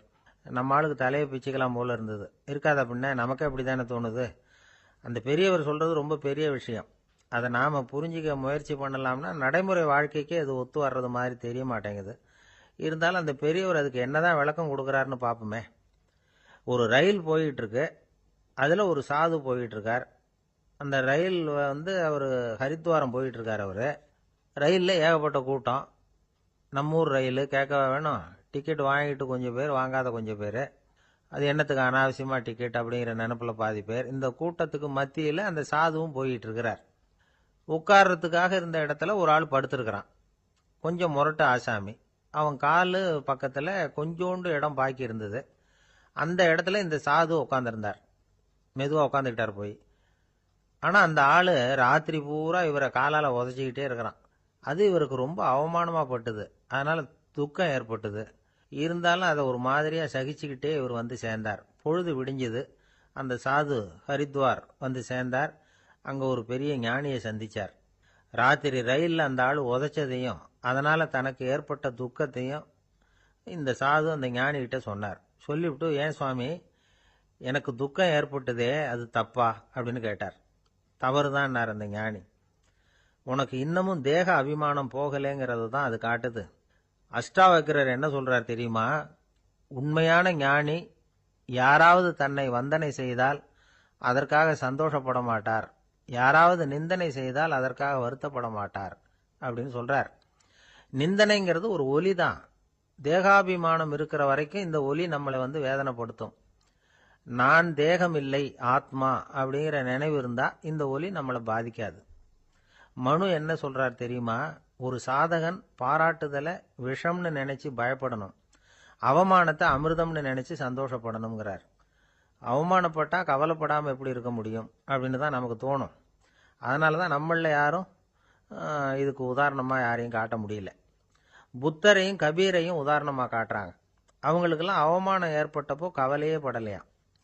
புத்தரை அவமானப்படுத்தணுங்கிறதுக்காக கௌசாம்பி ராணி ஒரு இளம் பெண்ணை கொலை பண்ணி சடலத்தை புத்தர் குடிசைக்கு முன்னாடி போட சொன்னார். போட்டாங்க. புத்தர் தான் அந்த பொண்ணை கெடுத்து கொலை பண்ணிவிட்டாருன்னு எல்லாரும் நினைச்சாங்க. ஆனால் புத்தர் இதை பற்றி கவலையே படலை. அப்புறமா உண்மை தெரிஞ்சதும் புத்தர் புகழ் இன்னும் அதிகமாயிட்டுது. ஒரு பெரிய சபையில் ஒரு மோசமான பொண்ணு நுழைஞ்சி தனக்கும் கபீருக்கும் சம்பந்தம் உண்டுன்னு சொன்னா. கபீர் கவலைப்படலை. அவங்க மாதிரியெல்லாம் நாமளும் இருக்க கற்றுக்கணும். நிந்தனை, அபகீர்த்தி, அவமானம் எல்லாம் ஆண்டவன் கொடுக்கிற பிரசாதம்னு நினைக்கணும் அப்படின்னு சொல்றார் அந்த ஞானி. இதை கேட்ட இந்த காலத்து ஆசாமி ஒருத்தர், நான் கூட அப்படிதான் சார், யாராவது அவமானப்படுத்தினா கவலைப்பட மாட்டேன். நேற்று கூட ஒருத்தர் என்ன பலார்னு அரைஞ்சுட்டார், நான் கொஞ்சம் கூட கவலைப்படலை, பேசாமல் வந்துட்டேன்னார். ஏன் அப்படி வந்துட்டீங்க அப்படின்னு. அவர் அரைஞ்சதுலேயும் ஒரு அர்த்தம் இருந்தது, அதனால தான் அப்படி வந்துட்டேன்னார். ஏன் அரைஞ்சாருன்னு கேட்டேன். 10 வருஷத்துக்கு முன்னாடி 15 ரூபா அவர்கிட்ட கடன் வாங்கினேன், அதை கேட்டு கேட்டு பார்த்துட்டு கடைசியாக தான் அரைஞ்சார் அப்படின்னார். ஆண்டவனுடைய பிரசாதம் இவருக்கு அடிக்கடி கிடைக்கும் போல இருக்கு. ஒரு விவசாயி விதைக்கிறதுக்காக வயல்வெளி பக்கம் போறார். விதைகளை அள்ளி வீசினார். அப்ப என்ன ஆச்சுன்னா, சில விதைகள் பாதை ஓரத்தில் விழுந்தது, சில விதைகள் முள் செடிகள் மண்டி இருந்த புதருக்கு இடையில விழுந்தது, சில விதைகள் நல்ல நிலத்துல விழுந்தது. பாதை ஓரத்தில் விழுந்த விதை என்ன ஆச்சுன்னா, அதெல்லாம் பறவைகள் கண்ணில் போட்டுட்டுது. உடனே உட்காந்து கொத்தி தின்னுட்டு போட்டுது. அதிகமாக மண் இல்லாத பாறை பகுதியில் விழுந்த விதையெல்லாம் லேசாக வேர் விட்டு முளைக்க ஆரம்பிச்சுது. அதுக்கப்புறம் வேறு கீழேயும் ஆழமாக போக முடியல, மேலேயும் சூரிய வெப்பம் அதிகம் தாங்க முடியல, எல்லாம் காஞ்சி கருகி போட்டுது. புதர் பகுதியில் சில விதைகள் விழுந்தது இல்லையா, முள் செடிகள் காடாக மண்டி போயிருந்தது. அதனால முளைச்சி வர்ற செடிக்கு நெருக்கடி அதிகமாக போட்டுது, சரியா வளர முடியல, விளைச்சலும் சரியா இல்லை. நல்ல நிலத்துல விழுந்த விதைகள் மட்டும் நல்லா முளைச்சிது, நல்லா வளர்ந்தது, விளைச்சலும் பிரமாதமா இருந்தது.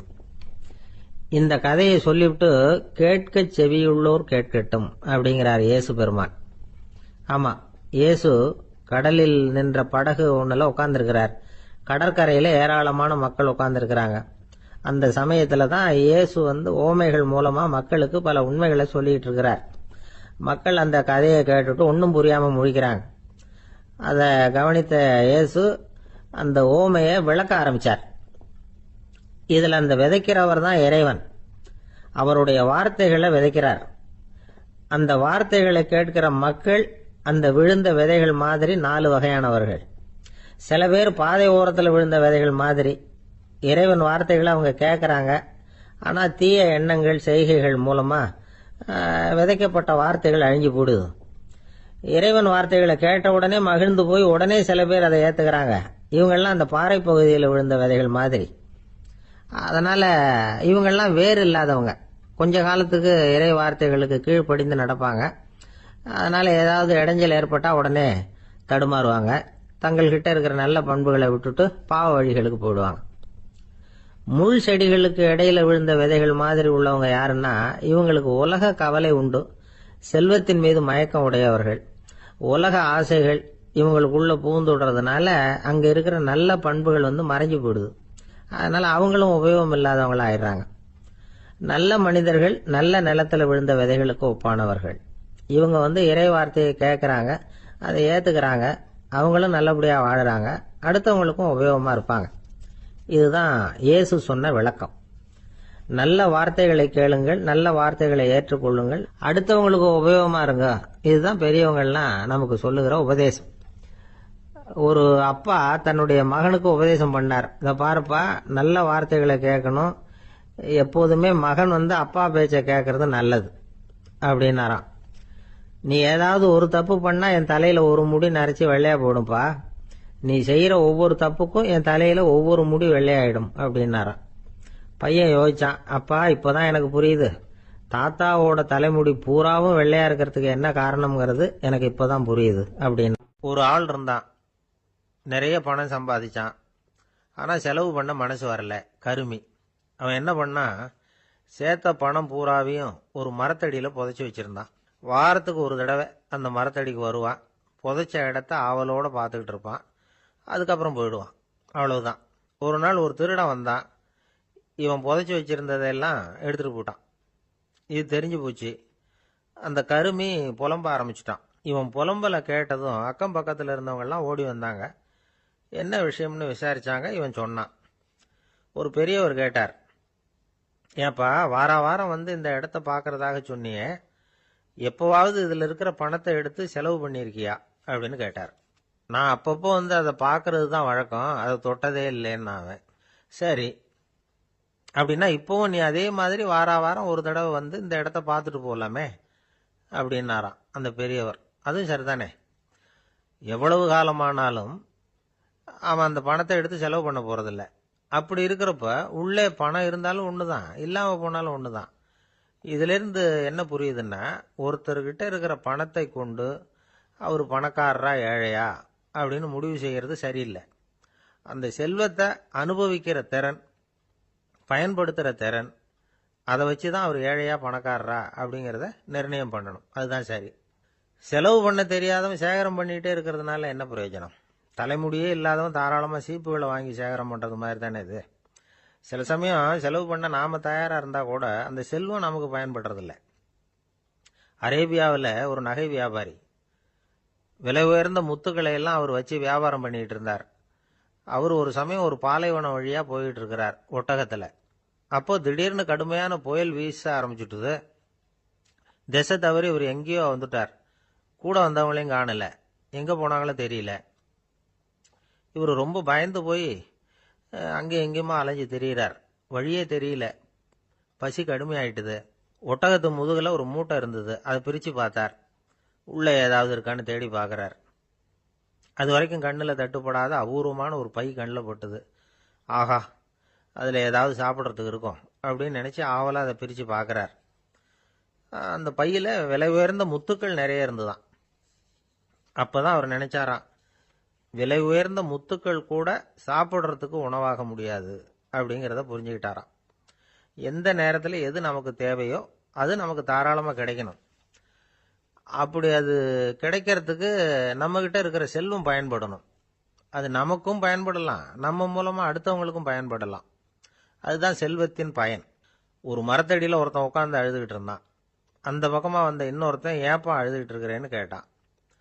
இந்த இடத்துல தான் பூமிக்கு அடியில் பணம் இருக்குது, புதைச்ச இடம் தெரியல, அதான் அழறேன் அப்படின்னா. நல்லா ஞாபகப்படுத்தி பாரு, எந்த இடத்துல புதைச்ச அப்படின்னு கேட்டான் இவன். அது எப்படி எனக்கு தெரியும், புதைச்சி வச்சிருக்கிறவன் நான் இல்லையே, எங்கள் எதிர்த்த வீட்டுக்காரன் அப்படின்னானா இவன். ஒரு ராஜா இருந்தார். நாடு பூராவும் நிறைய மரங்களை நட்டு வளர்க்கணுங்கிறது அவரோட ஆசை. தானே அதுக்கு முன்மாதிரியா இருக்கணும்னு நினைச்சார். அரண்மனையை சுத்தி மரங்களை நட்டு வளர்த்தார். இதை பார்த்துட்டு ஜனங்களும் அவங்கவுங்க வீட்டை சுத்தி மரக்கன்றுகளை நட்டு வளர்த்தாங்க. கொஞ்ச காலத்துல ஊரு பூரா பசுமையா மாறிச்சு. எல்லாருக்கும் சந்தோஷமா இருந்தது. இது ஒரு பக்கம் இருக்கட்டும். இப்ப நான் சொல்ல போற கதை வேற.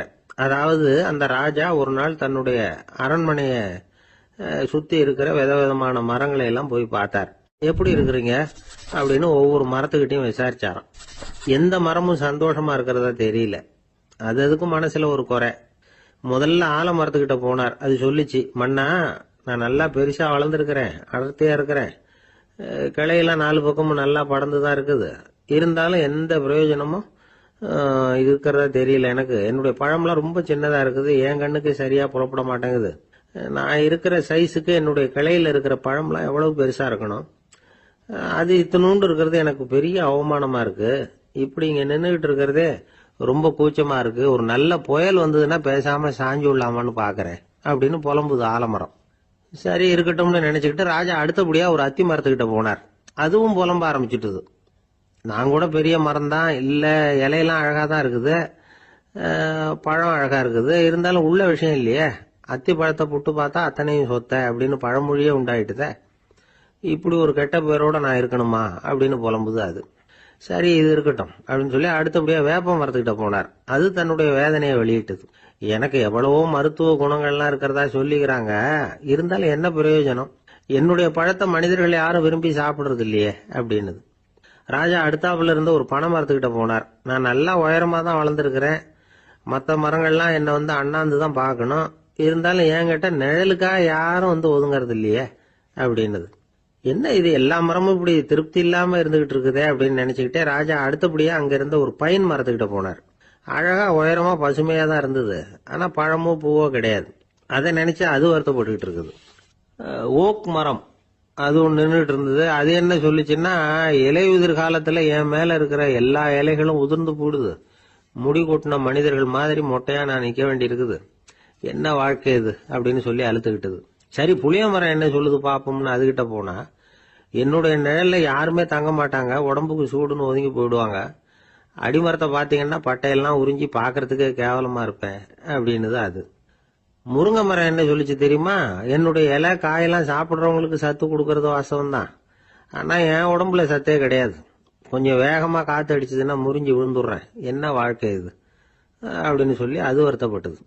ராஜா யோசனை பண்ணார், என்ன இது மரங்கள் வந்து பூமியின் வரங்கள்னு சொல்றோம், மழை பெய்யறதுக்கு அதுதான் காரணம், பூமி செழிப்பா இருக்கிறதுக்கும் அதுதான் காரணம், வீடு கட்டுறதுக்கு மரம், நாற்காலி செய்ய உபயோகப்படுத்துறதுக்கும் அதுதான் உபயோகப்படுது, மனுஷனுக்கு வேண்டிய ஆகாரங்களையும் கொடுக்குது, இப்படிலாம் இருந்தும் எல்லா மரமும் நிம்மதி இல்லாம இருந்துகிட்டு இருக்குதே அப்படின்னு நினைச்சார். அப்போ அங்க இருந்த ஒரு மகிழ மரம் அவர் கண்ணுல பட்டது. அந்த மரம் மட்டும் கொஞ்சம் நிம்மதியா மகிழ்ச்சியா இருக்கிறது மாதிரி தெரிஞ்சுது. உடனே ராஜா அதுகிட்ட போனார். உனக்கு மனசுல எதுவும் குறை இல்லையான்னு கேட்டார். இல்ல நான் சந்தோஷமா தான் இருக்கேன்னு அந்த மகிழ மரம். அப்படியான்னு ஆச்சரியமா கேட்டார் ராஜா. ஆமா மன்னா, இந்த இடத்துல நீங்க ஒரு முருங்கை மரத்தையோ வேப்ப மரத்தையோ கூட நட்டிருக்கலாம், ஆனா இந்த இடத்துல நடுறதுக்கு என்ன தேர்ந்தெடுத்திருக்கிறீங்க, அதுவே எனக்கு பெருமை, அதுவே எனக்கு திருப்தி அப்படின்னு தான் மகிழ மரம். மகிழ மரம் சாதாரணமா தான் இருக்கும், இளம் மஞ்சள் நிறத்துல பூக்கள், அது காய்ந்தும் மனம் வீசும். மகிழ மரம் மாதிரி மன திருப்தியோட வாழறதுக்கு நாம கத்துக்கணுமா. நாம இந்த உலகத்துல ஒரு நாயாவோ நரியாவோ கூட பிறந்திருக்கலாம், மனுஷனா பிறந்திருக்கிறோம், அதுவே பெருமை தானே. இந்த நிறைவு தான் மகிழ்ச்சியின் ரகசியம். ஒரு பையன் அப்பா கிட்ட போய், அப்பா நீங்க இந்த உலகத்துல ஒரு மனுஷனா பிறந்தது என்னோட அதிர்ஷ்டம் நானா. ஏண்டா அப்படி சொல்றேன்னு இருக்கார் அப்பா. நீங்க ஒரு கரடியா பிறந்திருந்தா இந்நேரம் நானும் ஒரு கரடி குட்டியா தானே இருந்திருப்பேன் அப்படின்னு நானா. ஒரு பல்கலைக்கழகம், அங்க ஒரு இலக்கிய பேராசிரியர், அவர் பாடம் நடத்திட்டு இருந்தார். ராபர்ட் பிரௌனிங் எழுதிய கவிதைகளை பத்தி சொல்லிட்டு இருக்கிறார். மாணவர்களும் ரொம்ப அக்கறையா அதை கேட்டுக்கிட்டு இருக்கிறாங்க. ஒரு குறிப்பிட்ட கவிதையை பத்தி சொல்லும் பொழுது அந்த பேராசிரியருக்கே ஒரு சந்தேகம். அதாவது அந்த கவிதையின் சரியான அர்த்தம் என்னங்கிறதுல சந்தேகம். பேராசிரியர் யோசனை பண்ணார். அந்த கவிதையை முழுசா புரிஞ்சுக்க முடியல. அதனால மாணவர்களை பார்த்து சொன்னார், மாணவர்களே ஒரு நாள் பொறுத்துக்குங்க, இந்த கவிதையை எழுதின கவிஞர் எங்க வீட்டுக்கு பக்கத்துல தான் இருக்கிறார். இன்னைக்கு சாயந்தரம் நான் அவரை நேரிலேயே போய் பார்க்கறேன், பார்த்து இதுக்கு என்னங்க அர்த்தம்னு கேட்டுட்டு வந்துடுறேன், அதுக்கப்புறம் உங்ககிட்ட சொல்றேன் அப்படின்னாராம். அன்னைக்கு சாயந்தரமே அந்த பேராசிரியர் கவிஞரை தேடிக்கிட்டு போயிட்டார். கவிஞர் அவங்க வீட்டில் அவர் பாட்டு உட்காந்துருந்தாராம். இவர் போய் அவர் முன்னாடி உட்காந்தார். அப்புறம் கேட்டார், ஐயா அந்த கவிதையின் முழு பொருள் என்னன்னு தெரிஞ்சுட்டு போறதுக்காக வந்திருக்கிறேன் அப்படின்னாராம். எந்த கவிதை அப்படின்னாராம் அவரு. இவர் அந்த கவிதையை சொல்லியிருக்கார். கவிஞர் கொஞ்சம் யோசனை பண்ணிவிட்டு அப்புறம் சொன்னாராம், பேராசிரியரே நீங்க கொஞ்சம் தாமதமா வந்துட்டீங்கன்னாராம். இவருக்கு ஒன்றும் புரியல. நீங்க என்ன சொல்றீங்க, நான் தாமதமா வந்துட்டேன்னா? நீங்க தான் உயிரோடு இருக்கிறீங்களே, அப்படி இருக்கும்பொழுது நான் தாமதமா வந்துட்டேன்னா அது எப்படி அப்படின்னு இவர் குழம்பி இருக்கிறார். இப்ப கவிஞர் சொன்னாராம், ஐயா நான் உயிரோட இருக்கிறேன்னா இல்லையாங்கிறது முக்கியம் இல்லை, நான் அந்த கவிதை வரிகளை எழுதினப்போ 2 பேருக்கு அதோட அர்த்தம் தெரிஞ்சிருந்தது, இப்போ ஒரே ஒருத்தருக்கு தான் அதோட அர்த்தம் தெரியும் அப்படின்னாராம். பேராசிரியர் யோசனை பண்ணியிருக்கார். அப்படின்னா அந்த ஒருத்தர் கவிஞர் ராபர்ட் பிரௌனிங்கை தவிர வேற யாரா இருக்க முடியும்? இவர் தான் அப்படிங்கிறத அவர் மனசுல நினைச்சுக்கிட்டார். அதனால சொன்னார், ஐயா நான் தாமதமா வரல, அந்த கவிதையின் பொருள் என்ன அது சொல்லுங்கன்னார். பேராசிரியரே நான் சொல்றது உங்களுக்கு புரியலன்னு நினைக்கிறேன். நான் இந்த வரிகள் எழுதினப்போ 2 பேருக்கு அதோட அர்த்தம் தெரிஞ்சிருந்தது. அந்த 2 பேர் யாருன்னா, ஒருத்தர் ராபர்ட் பிரௌனிங், அதாவது நான், இன்னொருத்தர் கடவுள். இப்போ அது கடவுளுக்கு மட்டும்தான் தெரியும். நானே இதை பத்தி பல தடவை யோசனை பண்ணி பார்த்தேன். இது ரொம்ப அழகானது, ஆனாலும் ரொம்ப வழுக்கலானது. அதை பிடிச்சிட்டோம்னு நினைச்சிட்டு இருக்கும் பொழுதே காத்து மாதிரி அது உங்ககிட்ட இருந்து ஓடி போயிடுது. எனக்கு ரொம்பவும் வருத்தமா தான் இருக்குது. நிச்சயமா நான் தான் இந்த வரிகளை எழுதியிருக்கிறேன், அதுல அர்த்தம் இருக்குங்கிறது எனக்கு தெரியும், அதை நான் உணர்றேன். ஆனா நீங்க என்ன மன்னிக்கணும், எனக்கே கூட அதை என்னால விளக்க முடியல. அப்படி இருக்கும் பொழுது உங்களுக்கு எப்படி அதை நான் விளக்க முடியும் அப்படின்னு அந்த கவிஞர். அனுபவிக்கப்படக்கூடிய எல்லாமே விளக்கப்படக்கூடிய ஒன்றல்ல, விளக்கப்படும் எல்லாமே அனுபவிக்கப்படக்கூடிய ஒன்றல்ல அப்படிங்கிறது ஞானிகளுடைய கருத்து. அதுக்காக தான் அந்த சம்பவம். வாழ்க்கையில் நீங்கள் தொடர்ந்து ஆய்வு செய்து கொண்டே இருக்கக்கூடிய விளக்கங்களை ஒருபோதும் அடைய முடியாத பரிமாணங்கள் இருக்கிறதுனால தான் அது அலுப்பு தட்டாமல் இருக்குது. உங்களால் நிறைய அனுபவிக்க முடியும், இருந்தாலும் நீங்கள் அனுபவித்து அறிந்த விஷயங்கள் கூட வார்த்தைகளால் விளக்கப்பட முடிவதில்லை அப்படிங்கிறது பெரியோர் சிந்தனை. இதெல்லாம் ஒரு பக்கம் இருக்கட்டும். நமக்கு தெரிஞ்ச பேராசிரியர் ஒருத்தர் 1 மணி நேரம் ரொம்ப விவரமா வகுப்பு எடுத்தார். கடைசியா சொன்னார், மாணவர்களே ரொம்பவும் எளிமையா விளக்கமா எல்லா விவரமும் சொல்லியிருக்கிறேன், அதனால இதுல உங்களுக்கு சந்தேகம் வர்றதுக்கு வாய்ப்பே இல்லை. இருந்தாலும் கேட்க வேண்டிய கடமை கேட்கிறேன். இதுவரைக்கும் நடத்தினதுல யாருக்காவது ஏதாவது சந்தேகம் உண்டா அப்படின்னு கேட்டாராம். எனக்கு ஒரே ஒரு சந்தேகம் தான் சார் அப்படின்னு எழுந்திரிச்சு நிக்கிறான் ஒருத்தன். என்னன்னு கேட்டாராம். இதுவரைக்கும் நீங்க என்ன பாடம் சார் நடத்துனீங்க அப்படின்னானா அவன். ஒரு ஊர்ல ஒரு ராஜா இருந்தார். அவர் ஒரு பூனை வளர்த்தார். ரொம்ப செல்லமா அவர் அந்த பூனையை வளர்த்தார். அவர் என்ன பண்ணுவார் தெரியுமா, இரவு நேரத்தில் அந்த பூனையோட தலையில ஒரு விளக்க வச்சிருவார். அந்த பூனை ரொம்ப ஜாக்கிரதையா அந்த விளக்கு கீழே விழுந்துடாம பார்த்துக்கும். தலையை ஆட்டாம ரொம்ப நிதானமா ராஜா பின்னாடி நடந்து போய்கிட்டே இருக்கும். அந்த விளக்கு வெளிச்சத்துல எல்லா வேலைகளையும் செஞ்சிருவார். கையில ஒரு விளக்க தனியா எடுத்துட்டு போக வேண்டிய அவசியமே இல்லை. விளக்க தூக்கிட்டு போற வேலையை அந்த பூனை பார்த்துக்கும். அதனால ராஜாவுக்கு அந்த பூனை மேல ரொம்ப பிரியம். மந்திரிகளை எல்லாம் கூப்பிட்டு அவங்க கிட்ட சொல்லுவார், பாத்தீங்களா இந்த பூனை எவ்வளவு விசுவாசமா நடக்குது, என் பேர்ல எவ்வளவு மரியாதை பாத்தீங்களா அதுக்கு அப்படிம்பார். இதை கேட்டுட்டு அங்கிருந்த அமைச்சர்கள் ஒருத்தர் சொன்னார், மன்னா நீங்க சொல்றது சரிதான், இருந்தாலும் இந்த பூனையோட விசுவாசத்தை நாம கொஞ்சம் சோதிச்சு பார்க்க வேண்டியிருக்கு அப்படின்னாராம். சரி உங்க ஆசையை ஏன் கெடுக்கணும், நல்லா சோதிச்சு பாருங்க அப்படின்னு சொல்லிவிட்டார் ராஜா. உடனே அந்த அமைச்சர் என்ன பண்ணார் தெரியுமா? எங்கேயோ புறப்பட்டு போனார். ஒரு 5-6 எலிகளை பிடிச்சிட்டு வந்தார். அரண்மனையில் ராஜா ஏதோ வேலை பார்த்துக்கிட்டு இருக்கிறாரு. பக்கத்தில் அந்த பூனை ரொம்ப பணிவாக நின்றுக்கிட்டு இருக்குது. அது தலையில் விளக்கு எரிஞ்சுக்கிட்டு இருக்கு.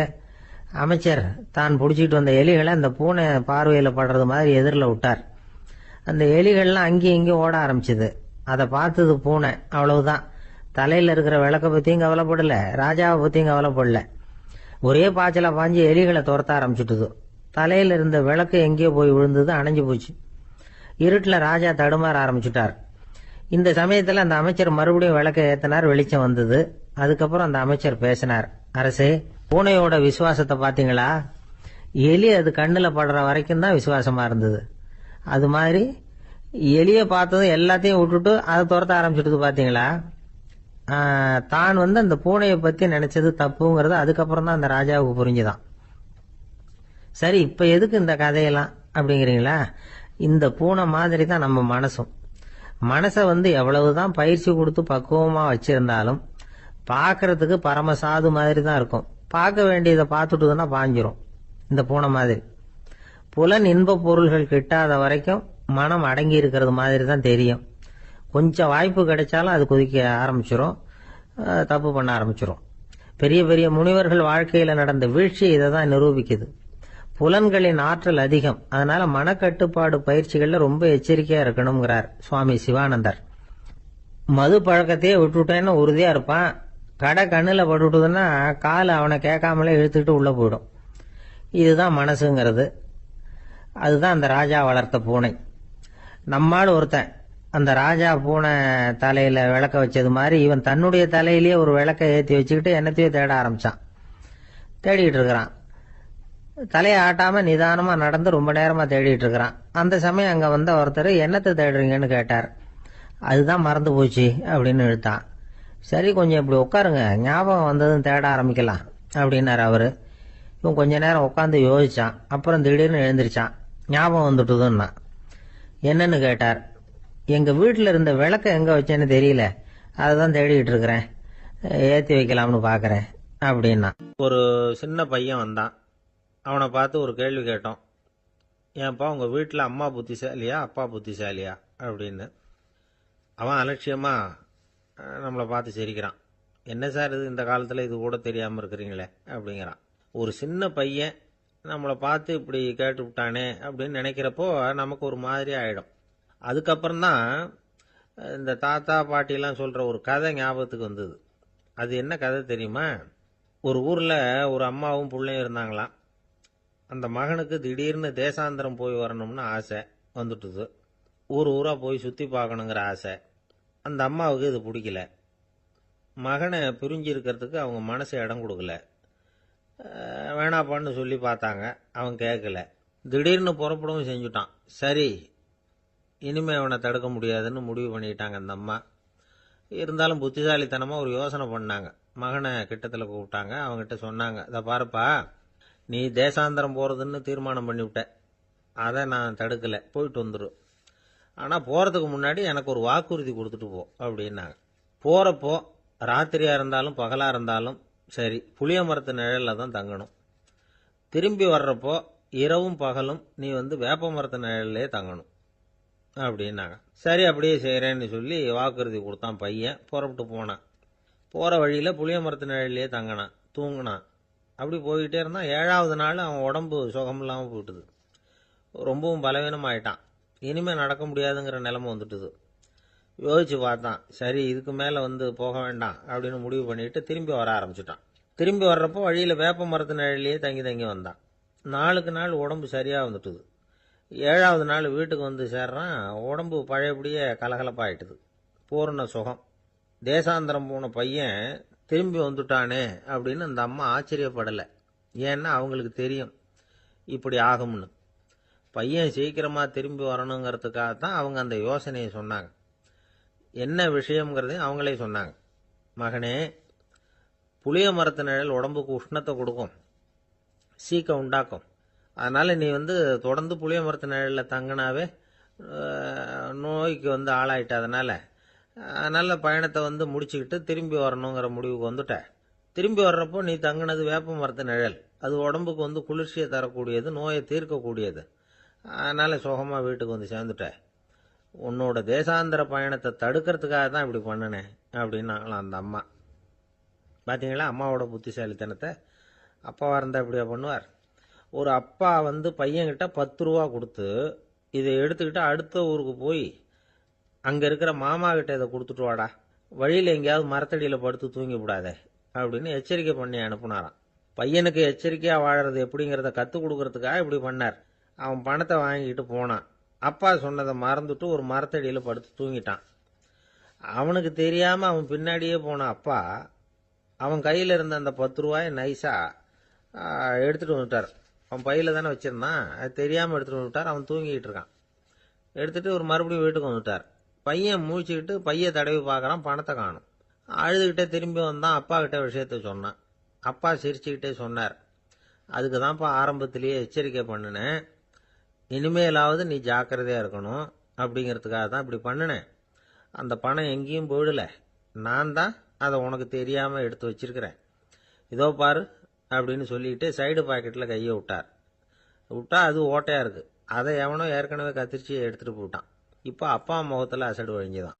வாழ்க்கையில் சில சந்தர்ப்பங்களில் நாம் சில அவமானங்களை சந்திச்சே தீர வேண்டியிருக்கு. என்ன பண்ணுறது, காலம் அப்படி. அவமானப்படுறவங்க உடனே அடங்கி போயிடுறது தான் உலக வழக்கம். அவமானப்பட்டால் உடனே சீறி எழறவங்களும் உண்டு. ஆனால் அதையே ஒரு சவாலாக எடுத்துக்கிட்டு முன்னுக்கு வர்றவங்களும் சில பேர் இருக்கிறாங்க. அவங்க ரொம்ப அபூர்வம். இன்னைக்கு மனோதத்துவ நிபுணர்கள்லாம் என்ன சொல்கிறாங்க தெரியுமா? அவமானப்பட்டுட்டா உடனே அடங்கி போயிடக்கூடாதான். அதையே ஒரு சவாலாக எடுத்துக்கிட்டு மனசில் ஒரு வைராக்கியத்தோட முயற்சி பண்ணினா வாழ்க்கையில் எல்லாரும் முன்னேறலாம். அவமானம்ங்கிறத நாம் வைராக்கியமாக மாற்றிக்கணும். அதுதான் வெற்றிக்கு வழி. ராமர் இந்த பூமியில் பிறந்ததே ஒரு வைராக்கியத்தினால தான் சார் அப்படின்னார் ஒருத்தர். எப்படிங்க அது அப்படின்னு கேட்டேன். அவர் சொன்னார், தசரதருக்கு ராமர் குழந்தையா பிறக்கணும், அப்போ தான் இங்கே இருக்கிற கஷ்டங்கள்லாம் நீங்கும் அப்படின்னு சர்வ லோகமும் எதிர்பார்த்துக்கிட்டு இருக்குது. ஆனால் அவர் எப்போ பிறப்பார் அப்படின்னு யாருக்கும் தெரியல. அந்த காரியம் சீக்கிரம் நடக்கணுமே, அதுக்கு என்ன பண்ணுறது? நாரதர் வந்தார் ஒரு நாள் தசரதரை தேடி. தசரதா, உனக்கு ஒரு செய்தி தெரியுமான்னு ஆரம்பித்தார். அவர் எப்பவும் இப்படித்தானே ஆரம்பிக்கிறது வழக்கம். என்ன விஷயம்னு கேட்டார் தசரதர். தசரதா, நீ அடிக்கடி உன்னோட தேரில் ஏறிக்கிட்டு தேவலோகத்துக்கு போகிற, அங்கே போகிற வர்ற எல்லாம் பண்ணிகிட்டு இருக்க, எல்லாம் சரி. தேவலோகத்திலையும் உன்னை நல்லபடியாக தான் வரவேற்கிறாங்க. தேவேந்திரன் உன்னை பிரியமாக அழைச்சிட்டு போய் தன்னுடைய அரியாசனத்திலேயே தனக்கு பக்கத்திலேயே உட்கார வைக்கிறான். நீயும் சந்தோஷமாக உட்காந்து பேசிவிட்டு வந்துடுற. ஆனால் நீ இங்கே வந்ததுக்கு அப்புறம் அங்கே என்ன நடக்குது தெரியுமா உனக்கு அப்படின்னாரான் நாரதர். என்ன நடக்குது எனக்கு ஒன்றும் தெரியலையே அப்படின்னாரான் தசரதர். நாரதர்கிட்ட கிட்டத்தில் கேட்டிருக்கார், கொஞ்சம் சொல்லுங்க என்னது அப்படின்னு. அவர் நெருங்கி வந்தாராம் நாரதரும். மெதுவாக அவர் காதோட காதாக சொன்னாராம். அதாவது நம்ம பாஷையில் சொல்லப்போனால் பற்ற வைக்கிறார். நீ அங்கே தேவேந்திரன்கிட்ட உட்காந்து பேசிவிட்டு வந்த பிறகு நீ அங்கே உட்காந்துருந்த அரியாசனத்தை தண்ணி ஊற்றி கழுவி சுத்தப்படுத்துகிறாங்க. நீ என்ன அந்த அளவுக்கு சுத்தம் இல்லாத ஆளா, தினம் குளிக்காமையா இருக்கிற அப்படின்னாராம். தசரதருக்கு இது ரொம்ப அவமானமாக போயிடுது. அப்படியே செய்கிறாங்க அப்படின்னாராம். ஆமாம், நீ வேணும்னா நான் சொல்கிறது உண்மையா இல்லையா அப்படின்னு சோதனை பண்ணி பார்த்துக்கோ அப்படின்னாரான் நாரதர். உடனே தசரதர் இதுக்காகவே புறப்பட்டு தேவலோகம் போனார். அங்கே வழக்கம் போலவே இவரை கூப்பிட்டு உட்கார வச்சு பேசிக்கிட்டு இருந்தான் தேவேந்திரன். கொஞ்ச நேரம் பேசிக்கிட்டு இருந்துட்டு சரி நான் கிளம்புறேன்னு புறப்பட்டார்.